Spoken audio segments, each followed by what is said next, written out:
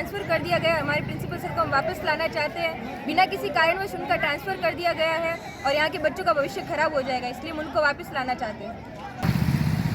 कोई भी तकलीफ नहीं कर रहा है, तकलीफ की बात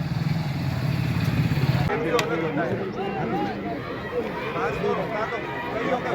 कोई इकट्ठा नहीं हुआ है। गाँव के हित में बच्चों के हित 10 12 में सभी का कोई अपना छोकरियां ले दे गमे देते बड़े कोई बात नहीं तो बड़ा छोकरी पे नहीं दी 300 छोकरी पढ़े स्कूल में तो छोकरियां पढ़े रही आप बोला तो एड़ा पंच एड़ा से आपने पूरा एड़ा जगह सरकार के सारी है सरकारी स्कूलों में काढ़ा बड़े तार काढ़ो और उनको एमपीओ करके ट्रांसफर एक अलग चीज है, कई तार काढ़ो और कई